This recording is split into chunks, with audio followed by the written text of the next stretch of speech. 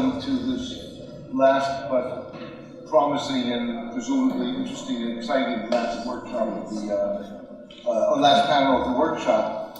I'm not going to go regurgitate the bios of both Iqbal and Mohamed-Ali. They're known to many of you personally, and those who need a refresher can look at their bios in the program. And so, for the sake of time, I'm going to start off with giving the floor to Iqbal, who's going to be speaking about identities in post-1947 Indian and Pakistani Punjab.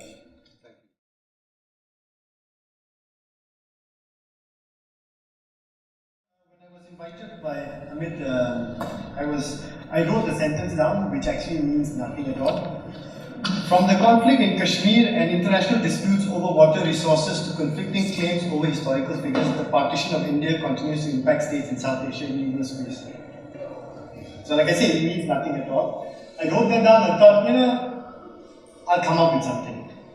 So I sort of pondered about what to do. And I looked at what I work on in general, and my work has primarily focused upon the engagements between Muslim intellectuals and Western social political thought, notions of nationhood, state, and religious identity and all.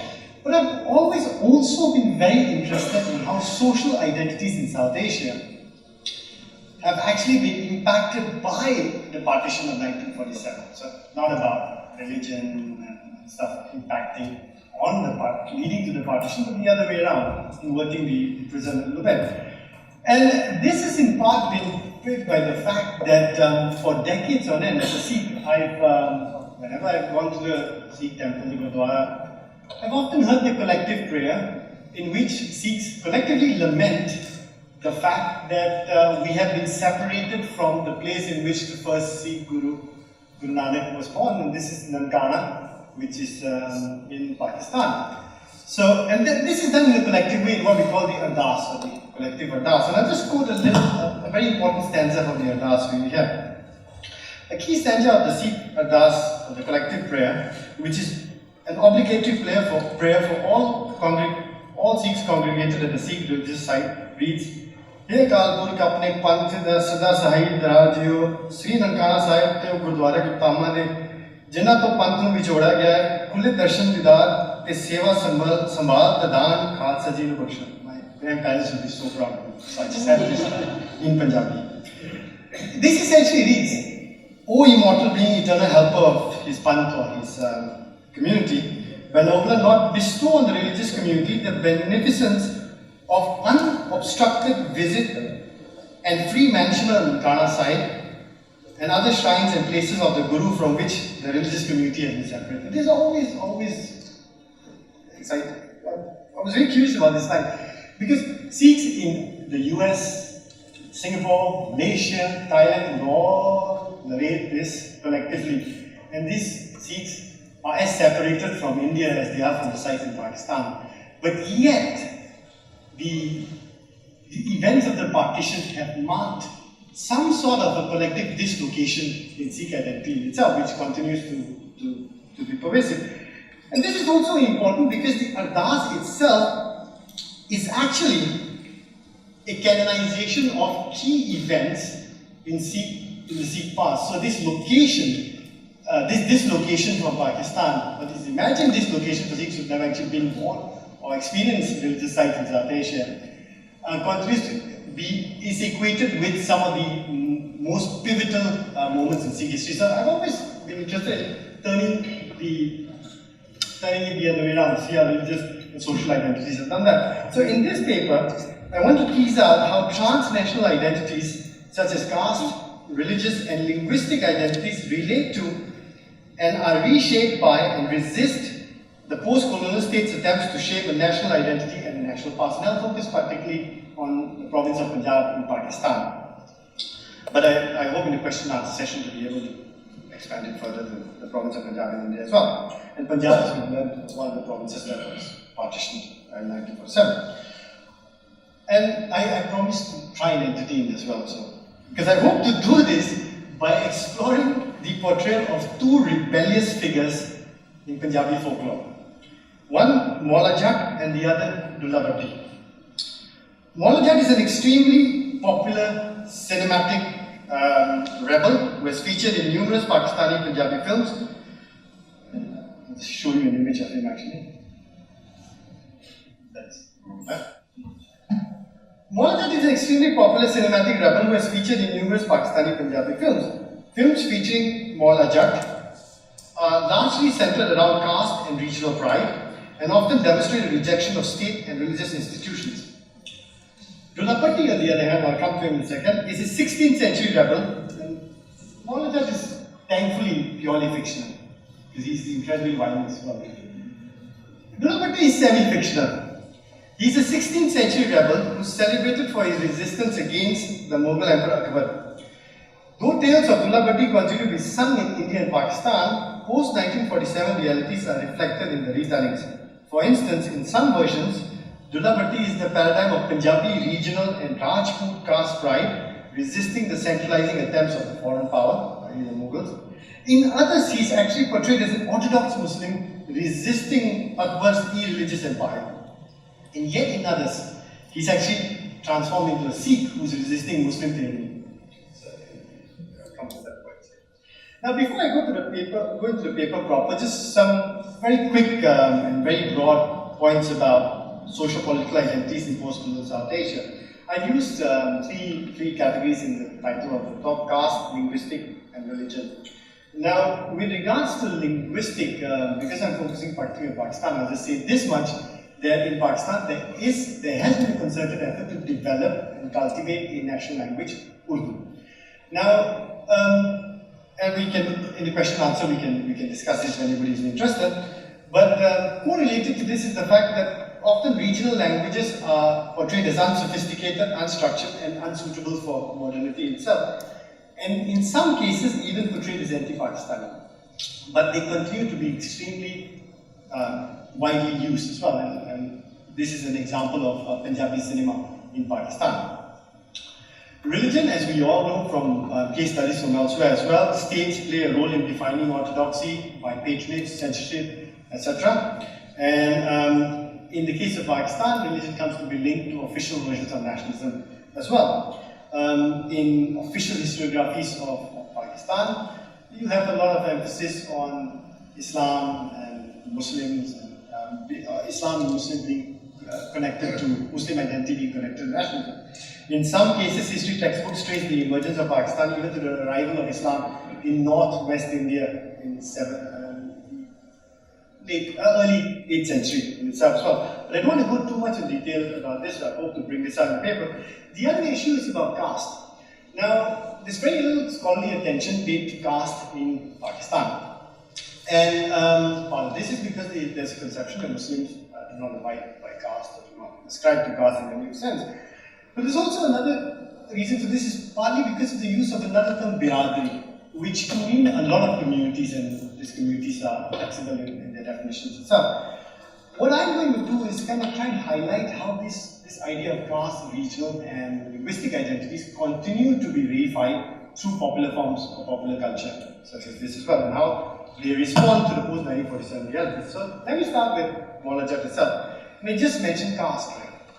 Now, as you can see from the name itself, Jat, that refers to a particular land-holding agricultural caste in Punjab. And what you find if you look at popular Punjabi films in Pakistan is that a number of them carry caste labels. And I'll exemplify this, but this phenomenon was actually ushered in by the movie Vaishya Jat, as you can see, which proved to be one, and its subsequent part 2 to it was called Maula Jat, the name of the character, which was produced in 1979.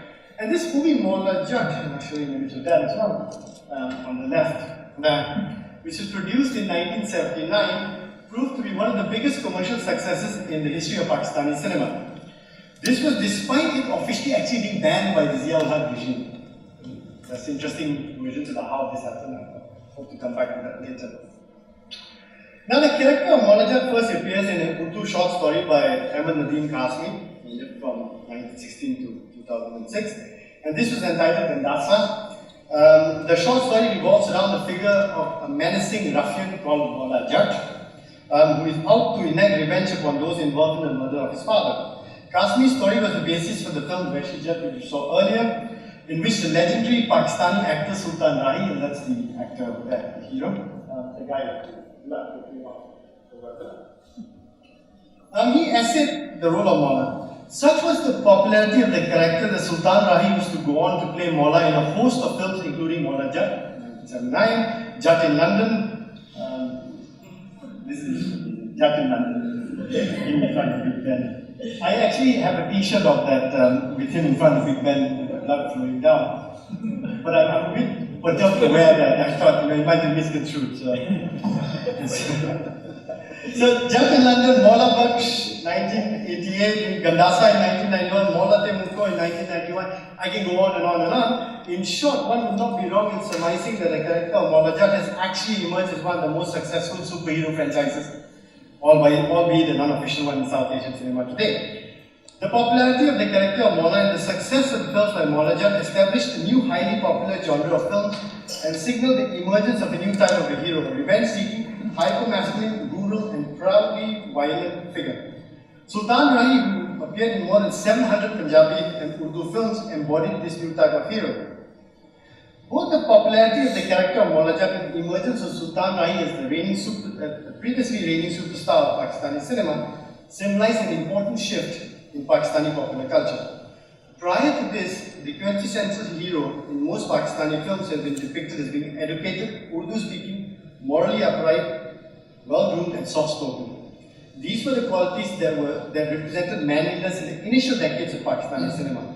A manliness that encapsulated the ideals and visions of nation building in the young state of Pakistan.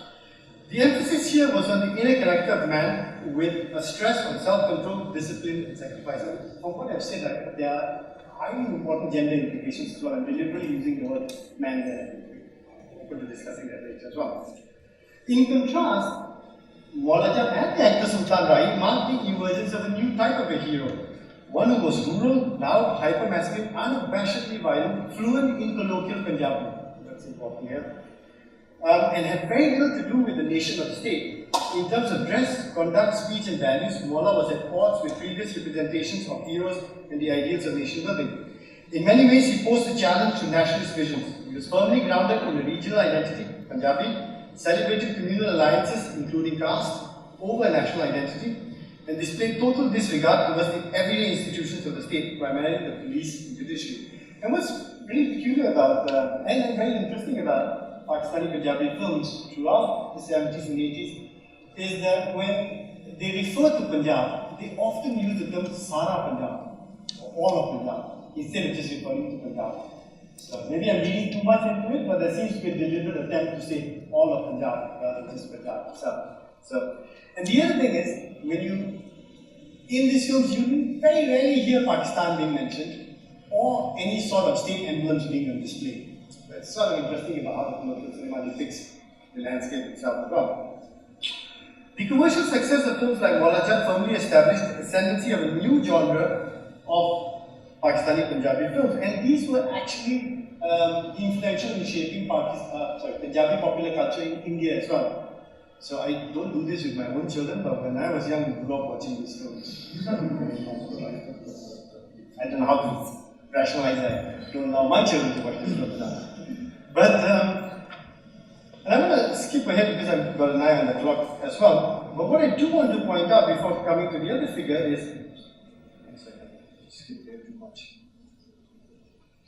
this shift from the presentation of a hero as Urdu-speaking, genteel, embedded in nationalism towards the valorization of such a figure, I don't want to romanticize it as just a carryover of pre-partition identity, but located within a certain socio-political context of Pakistan itself.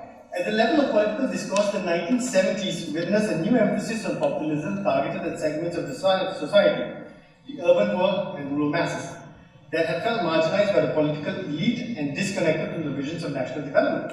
Tellingly reflected in the political slogan adopted by the Pakistan People's Party, Roti Kapda aur Makan, food, clothing and shelter, and Zulfikar Ali Bhutto, who consciously modeled himself as a champion of the masses.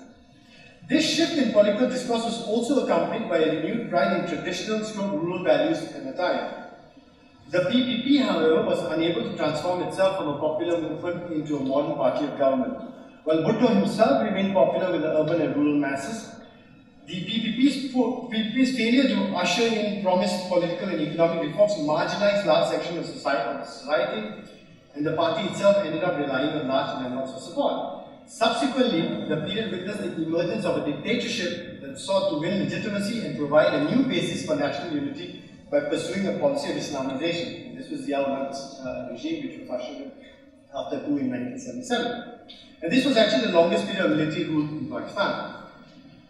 It may be worth noting that Zia's period, much more so than previous military rulers, Ayub Khan or Yahya Khan, asserted the importance of having one strong male leader who would be able to use coercion and force to administer justice. The new hero, as characterized by Maula Jat, reflected these developments in the socio-political milieu. Shedding Western attire and sherwanis with a long coat, usually associated with genteel figures, which came to be associated with gentle figures in the urban elite, was now clad in kurta and chadra, or the long coat, long cloth tied from waist down. And it symbolized the celebration of what was seen by many as the real and manly rural folk as opposed to the urban sections of Pakistan. In fact, in films such as the only individuals depicted in Western attire were the police, judges, and often medical staff. Medical staff, because these films are full of violence, so basically they get shot numerous times and then recover and stuff. And whenever they go to official sites, right, it's always a peculiar scene in most of these films. They speak in colloquial Punjabi, and the state officials are depicted as unable to understand them. So this is a deliberately done attempt as well to kind of display a disjunction between the regional identity and the Urdu-based state identity. Now, I don't want to go into too much of a detailed discussion about this film as well. I just want to use this to portray the importance of colloquial and linguistic identity and caste identity in popular culture itself. But I do want to end my discussion on Maula Jat with is that in essence, the Maula Jat films depict a rural social order that is centered around caste identities. And what you find is subsequently a number of films emerge in which caste titles like Dara Gujjar, and my favorite, Jat Gujjar Te Na. So it's like, for those of you who watch Bollywood films, Amar and Anthony, the kind of three communities. So you have three caste communities, the Gujjar, Jat and Na coming together, symbolizing what it meant to be Punjabi at that point in time. Now, I'm going to skip ahead now to the next figure I want to discuss, because here we get into interesting terrain about the use of kissas, or describe it as narrative tales, folk tales, but they're in narrative structure that are sung orally. So what you have is a strong tradition of singers, such as they usually call Marasis in North India and Pakistan, who continue to be very popular in narrating these folk ballads in particular. But you also have chapbooks that are published such as these. And I've actually, these are chapbooks that I'm actually looking at the moment. So, and this is Dulavati itself, this figure I want to now address. And that's a statue of Dulavati there. Now, Dulavati is a heroic rebel celebrated for rebelling against the Mughal Emperor Akbar. There are a number of films that have been made about him as well, and a number of ballads are sung about him. But each one of these has some sort of varied telling of his life itself.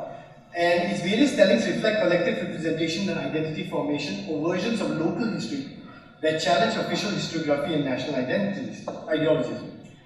Thus, instead of searching for some sort of authentic version of this man's life, what interests me is actually the variations in this tale. And generally speaking, there are two broad variations that one can locate in Pakistan itself. One, the first narrative is that Dulla's rebellion was against a usurping empire, and it was reflective of Punjab's unique identity and Punjab's valor against the Mughal Empire.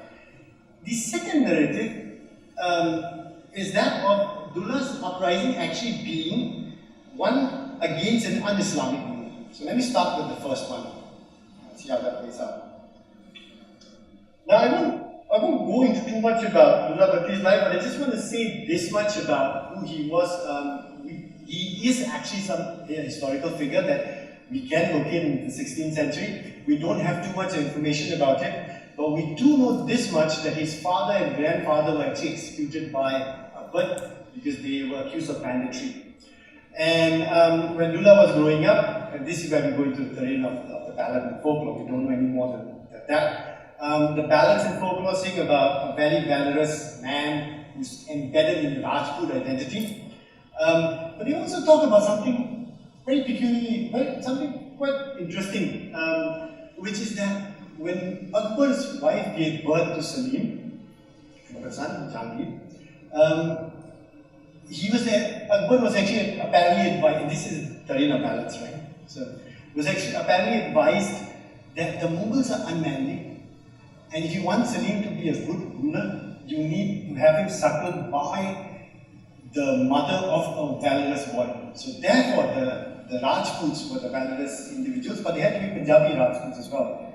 So what you find is the ballads sing about Salim actually being sent to live with, or to be raised by Dullah's mother, which is peculiar. On one hand, they executed their father, but the idea of a valorous Rajput woman, etc.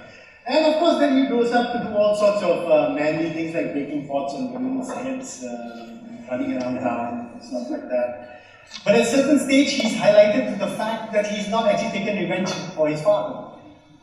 And so the first narrative argues that he sets up an army of other manly groups, which happen to include caste groups like the Jat and the Gujars again. So again, you have this caste affiliations that are coming together. And I'm going to skip ahead again because this is taking more time than I should. And what you have is, in these ballads, a repeated stress on deceit on the part of the Mughals. So what you find is, and I'm going to simplify very interesting stories in themselves. What you have is repeated portrayals of Dullah Bhatti riding out to fight against the Mughals, and the Mughals using deceit against him. So they kidnap his women, his wife, and they always refer to them as his women. His wife, his daughter, etc., and he fights for them again. And then they tempt him to have a reconciliation by basically offering alcohol, which is laced with some sort of drugs, and then he's taken off to Delhi and blah blah blah, and then he's executed by Akbar itself.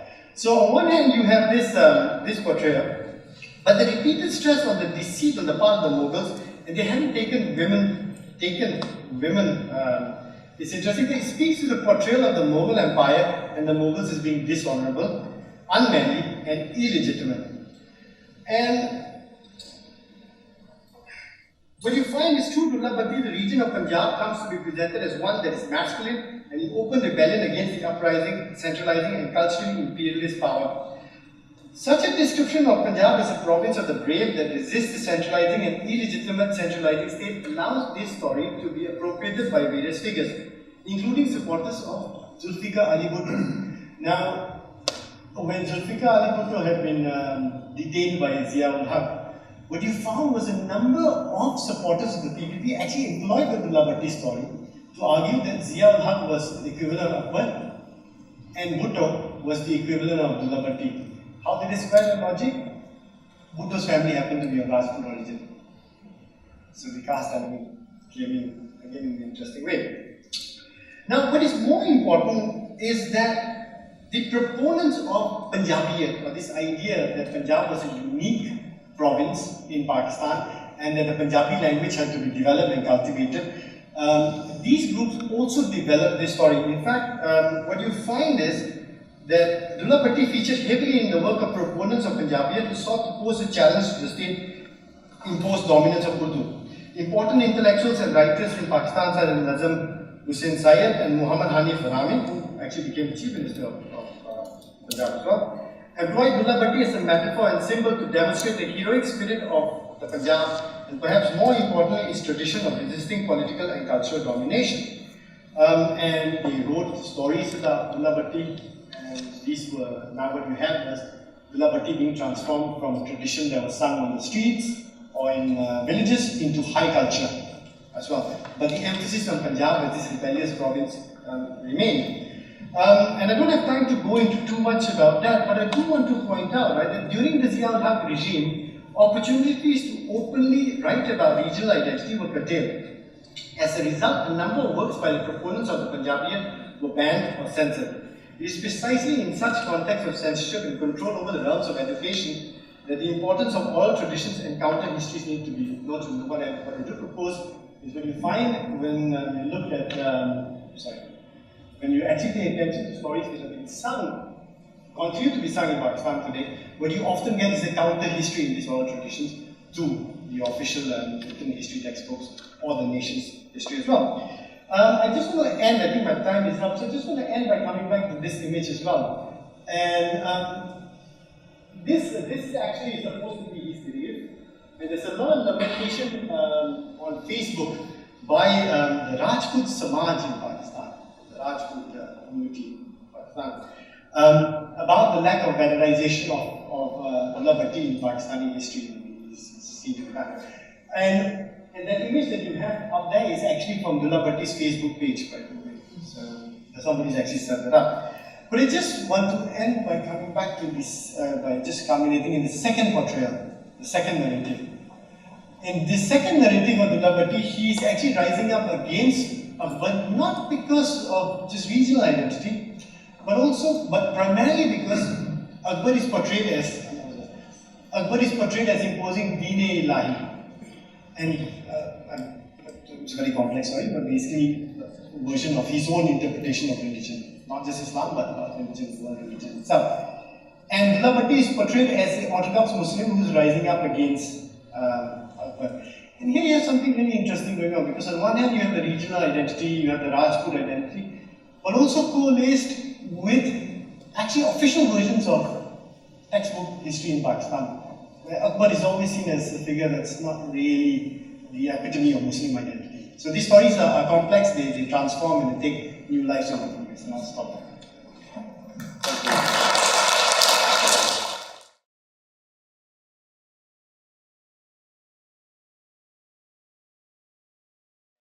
Actually, I have to start by confessing something. I will probably hear the only researcher not working on partitions. My main field of study has to do with radical Islam or political Islam. And I've been collecting for years now, data on how Muslim brothers, Salafis, jihadists, have been reacting, have reacted to such, to some sorts of events. When I was asked, discuss the issue of how some Islamist movements have reacted or have framed the issue of the partition of Palestine, because you know that Islamism is mainly, at least at that time, Middle Eastern reality. Of course, you have Pakistan, you have many countries, but my main field of study has to do with the Arab Islamists. I said, okay, I can do a presentation on how the Muslim brothers, especially in Palestine and Syria, have reacted and what they have said, what they have done, the actions they have undertaken when it comes to the partition of Palestine, mandatory Palestine in 1947. When I mentioned the Muslim Brotherhood, I first of all referred to this movement designed to restore its purity of Islam in terms of social model, in terms of faith, in terms of practice, in terms of political agenda, and the idea, of seeing, answering to the question how the Muslim brothers in these two places, in Syria and Palestine, historical Palestine and Greater Syria, how these people, these religious and political activists, have understood the issue of partition is extremely interesting, because actually, according to me and according to many people, it reveals the importance of Palestine as, first of all, a geographical reality, a social issue, and of course, last but not least, a religious challenge. Let me start by saying a few words, about the Muslim Brotherhood in Palestine. At that time, in 1947, November 1947, the movement had 3 deputies, of whom the main one, Mohamed Mubarak, a very famous Muslim brother, nothing to do with Mohammed. Muslim Mubarak, the former president of Egypt. And several more sympathizers in the parliament, but is more probably considered as a religious organization active in politics only as a means to achieve widespread anti-secular reform. The government at that time, officially in Palestine, officially recognizes the group as a non-political association. The strength of the society is difficult to estimate at that time, but there are perhaps 10,000 active members, and it's showing in 1947, a few months before the partition, the election in 1947. It was extremely impressive according to the papers at that time. That's how they described the demonstration organized by the Muslim Brothers. Sheikh Mustafa Sidari, another Muslim brother, at that time is the chairman of the association's central committee, and he's also the editor of the Brotherhood's paper, Al-Manar, headlined in English. And the claim circulation at that time of Al-Manar is said to be 6,000 daily. The Brotherhood's program is intensely anti-foreign and while tolerant of other religious religions. It demands for Muslims a return to the old traditions and customs of Islam. And it strongly opposes the separation of the state from religion and also stands against Zionism, colonialism, and communism. The idea of establishing a branch chapter or cell of this religious group in this country appears to have originated with one called Shukri Kutela, a member of a moderately placed Muslim family in Jerusalem, who is by profession a printer and a newspaper correspondent. And it appears that while visiting the Alamein battlefield in Egypt in 1943, you know the Battle of Alamein, General Montgomery, Kutela met the acquaintance of Hassan al-Banna, the founder of the Muslim Brotherhood, the leader of the movement in Cairo, and apparently Kutela was much impressed with al-Banna's personality and maintained a steady contact with him over a period of a couple of years. When in 1945 there were in Jerusalem several incidents which threatened them to develop into blood feuds between prominent Muslim families, a meeting was held in Kutela's house to see what could be done to prevent the trouble. It was at this meeting that Kutela made the observation that when Jews come to Palestine from all parts of the world, they unite here simply as Jews, and he deplored the fact that Arabs native to Palestine should be disunited by petty differences and family feuds. He went on to suggest the formation of a Muslim Brotherhood association in Palestine. The idea was received with such enthusiasm that correspondence was immediately exchanged with the Cairo headquarters of the movement, which immediately promised all possible support. One of al-Banna's deputies, Sheikh Saïd Ramadan, I don't know if you know Ramadan, very famous in Europe, he's the father of Saïd Ramadan, is the father of Ramadan. He came to Jerusalem to help organize the Brotherhood, and on October 26, 1945, the Jerusalem branch was formally opened with a good deal of fanfare. It was the first branch in this country. That's not mine. The other arrow. Sorry? The other arrow. Okay, sorry.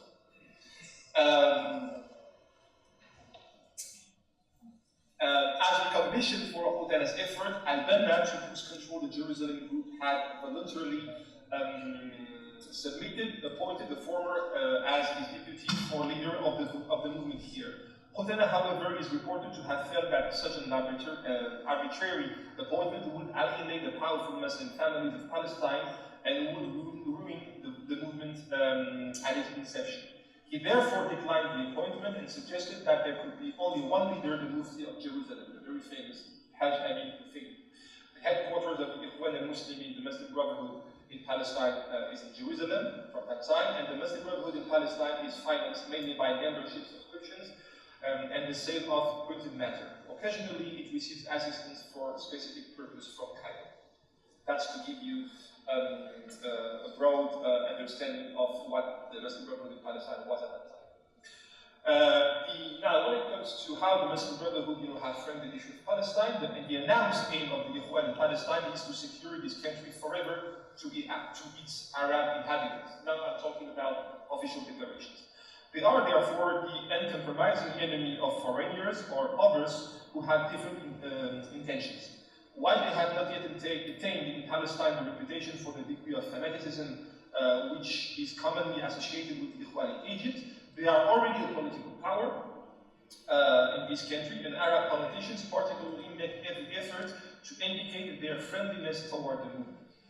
Naturally, in 1945-1946. An organization of this character has attracted the careful attention of the political department of the Jewish Agency, and for the benefit of its personnel, the agency puts out a bi-monthly report on the growth and the activities of the Ikhwan al-Muslimin, Muslim Brothers, and the subject matters of which is not confined to their progress in Palestine alone, but which surveys the whole scene of their activity throughout the Near East.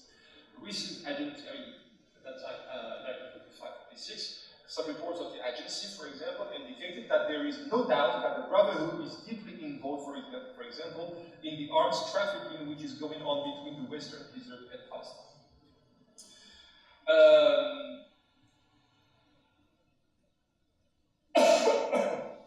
I'll give you a very, very striking example. So here I want you to focus, I don't know if it's critical, but you have this very famous sentence made by Hassan al-Banna, the founder of the Muslim Brotherhood, just after the UN partition. I don't know if you can read it more.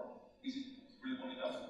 Muslims worldwide, Palestine is the first line of defense and the first strike already represent half of the battle. Those who are fighting over there are only defending the future of your country, your lives, and your families. After all, they were defending their lives, their country, and their families. The cause of Palestine is not the cause of the East, not the cause of the Arab nation only, but it's the cause of both Islam and people of Islam. There is no need to dwell on the rights of Arabs in Palestine. There is no reason to impose or explain these rights, explain these rights. There is also no point of talking, making speeches, or writing articles. The time has come for action, protest at any opportunity, and by all means, cut off opponents to the Islamic cause, whatever the nationality or their identity, make financial donations to poor families, to homes, that have been buying and to the courageous fighters. Get involved if you can. No one has an excuse because nothing prevents us from activity if only witness of faith. So this is the general framework of the Muslim Brotherhood. But more precisely when it comes to the Syrian and the Palestinian brothers, there is a very famous, at that time, a few weeks before the partition, I'm talking about October the 5th in 1947, a few weeks, almost 2 months before the partition. There is a very famous appeal of Damascus from the committee, Damascus Committee for Defense of Palestine, which is first mainly, let's say, the Muslim Brotherhood creation. I'm not saying it's only the Muslim Brotherhood creation because you should not believe, or we should not believe, one should not believe, that the Brotherhood were acting solely. It's not the fact. What we have at that time, it's an Arab-Muslim, what I would call a conglomerate strategy. There is no such a thing as a sole Muslim Brotherhood activity, or set of activities. So in October 1947, we have witnessed the creation of the Damascus Committee for Defense of Palestine, mainly, but not solely, founded by Muslim brothers. That's what is, for example, what's their motto. Global nation, Arab Palestine crosses today the most critical stage in its history, and is exposed to the greatest danger over threatening it, Zionism. The United Nations organization will give its word on Palestine in the coming few days. This nation has always struggled and fought for the purpose of maintaining the Arabism of Palestine, and has been generous in sacrificing blood and money to resist Zionist tyranny and British colonization. Today, you are called to renew your sacrifices and to resume the jihad for the defense of this Holy Land, which is the first Qibla, so the point towards which the Muslims turn their faces in prayers, the very first point.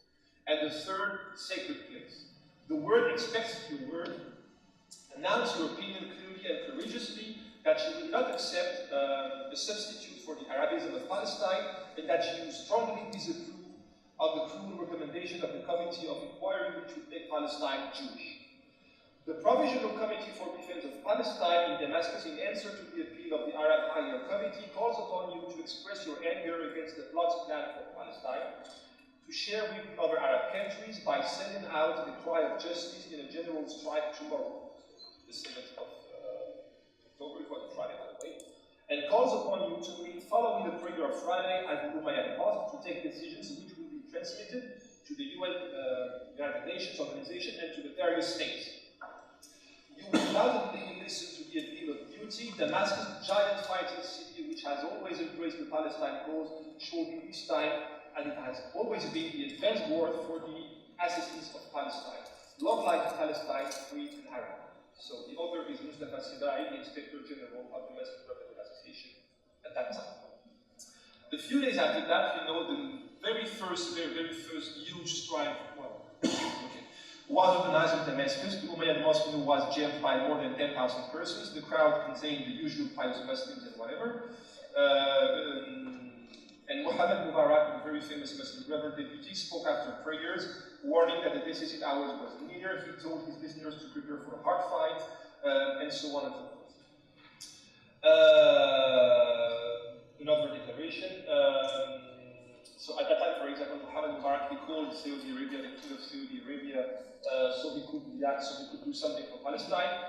One word from Ibn Saud can save Palestine, so that's the Muslim Brotherhood, that's what he's saying. One decision by the Syrian parliament can also help the Arab king and the Syrian parliament by cancelling and refusing the oil agreement with the Americans, can force them to stand with the Arabs on the Palestinian question. Another famous declaration: Syria strikes today in harmony with the other countries of the Arab world in protest against the decisions of the Committee of Inquiry, announces its determination to defend the Arabism, unity and independence of Palestine by all available offensive and defensive means. Syria also announces its determination to boycott economically, culturally, and politically those countries which support Zionism. We do not accept other than the establishment of an Arab state in Palestine. I have 20 minutes. Okay. Am I still? Too fast? I need to rush. Okay, because it's 5 minutes. Yeah, you don't. Okay, that's it. Other telegrams, initiated by the Muslim Brothers came from Aleppo, because you had many strikes at that time, not only in Damascus, but only in Aleppo and other Arab cities. One of the very famous telegrams, that's what he says: the Jewish state in Palestine will only be established on the skulls and bodies of the Arabs. Another one from Hamma: Palestine awaits bloodshed. She is hungry and will not revive unless the mountains and the valleys are flooded with Zionist blood. Another one from Zarqa, another city in Syria: we thousands of demonstrators volunteered to rescue East Palestine from the claws of criminal Zionism by force of arms.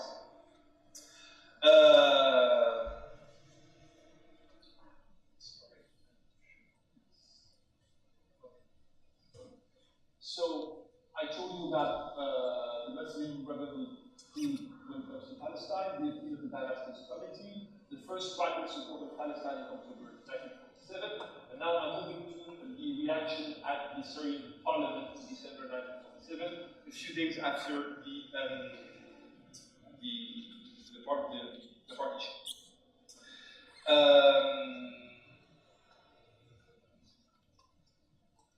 So, mainly, the Muslim Brotherhood they formed a group of 30 deputies, that signed a pledge to volunteer for action to Palestine. People again like Mohamed-Ali, people like this.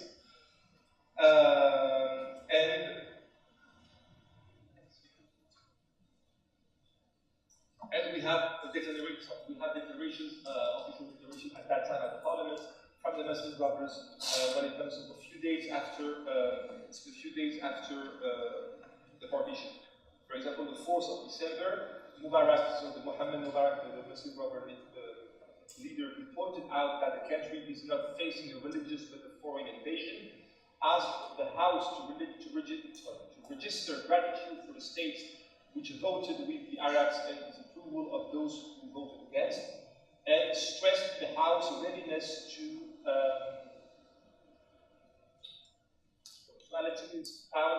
allow £2 million more for Palestine. Dawali, being the Muslim brother from Aleppo, he said, America, Britain, and Russia have supported us. We should not give up because of the great powers of the state. And he emphasized that Yugoslavia, for example, resisted successfully the Nazis when they were at the peak of their power, and he concluded by stating that neither airplanes, battleships, nor guns could frighten the Arabs because they had enough faith in the justice of their cause.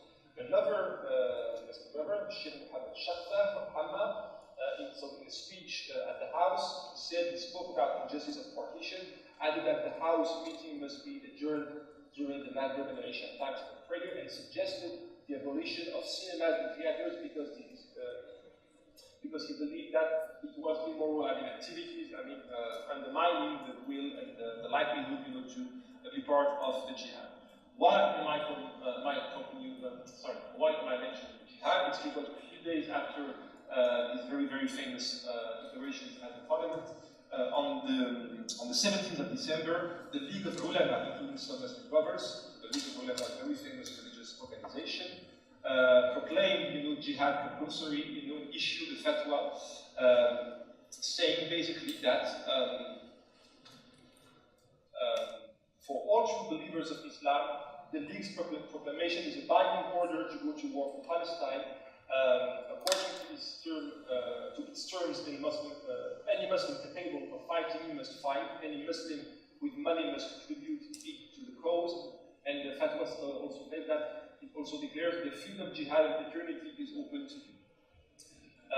Some questions have been raised, as to the authority of the League of Ulama to declare a jihad, but in the absence of the Caliph and because the Mufti of Syria,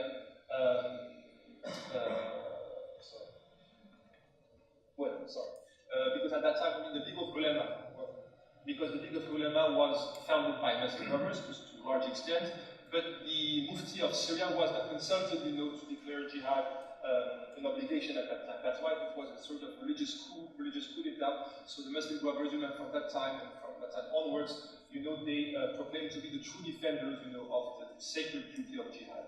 And according to them, the official religious authority in Syria didn't do well, by avoiding proclaiming jihad at that time.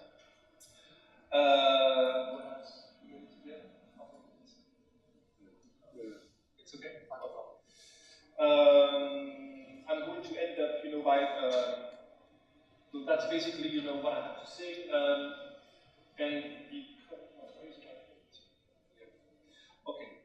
Also in December 1947, after the declaration of jihad, was created a committee for the liberation of Palestine.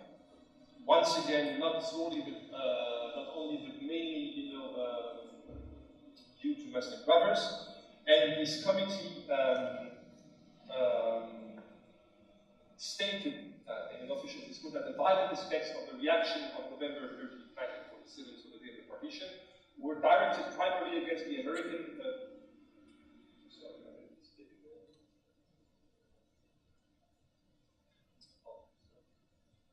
Well, anyway, so I lost my computer.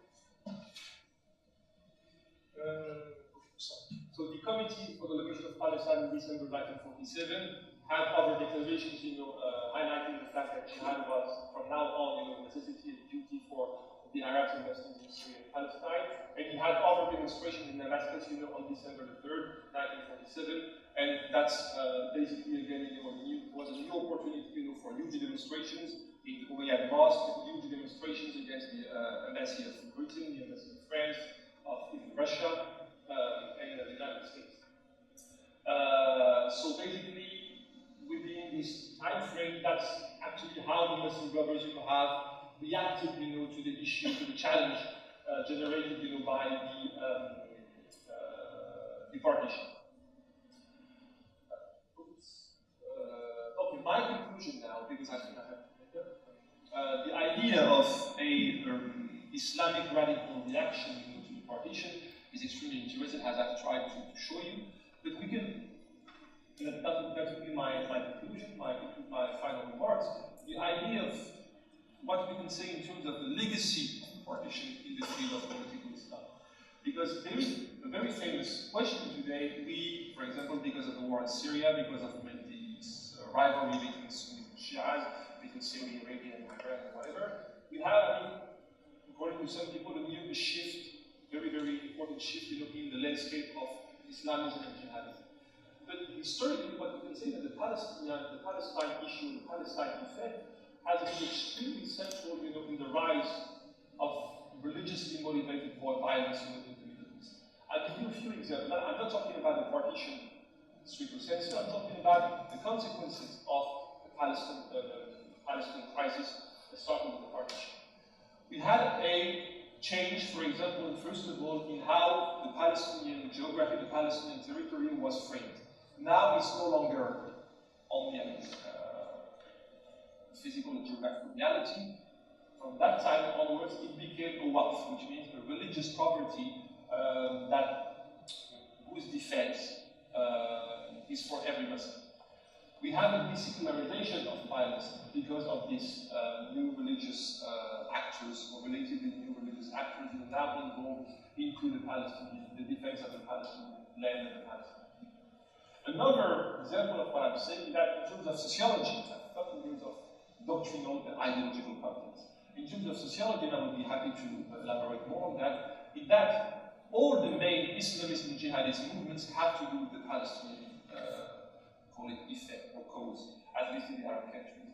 The Hizb ut-Tahrir, for example, it was founded in 1952 by a Palestinian. He used to be the Muslim brother, and because he believed that the Muslim brother had betrayed, to some extent, the Arab cause and the Islamic cause, he decided to go for a new party of liberation. That was the first that explicitly at that time advocated for the creation of the caliphate. Another trend is visible within, the 50s and 60s, with a more radicalized branch within the Muslim Brotherhood. The idea, for example, of having the Jews as the cosmic enemy of Muslims who say what it is to some extent related to the issue of the defeat of Palestine, starting with the partition. And last but not least, the jihadist movements until recently, have been to a large extent influenced by Palestinian thinkers. I don't know, for example, if you know Adraoui, the founder of Al-Qaeda, he is a Palestinian refugee. I don't know if you know about, for example, Mohamed-Ali, one of the very famous thinkers in the jihadist landscape. He is a Palestinian refugee.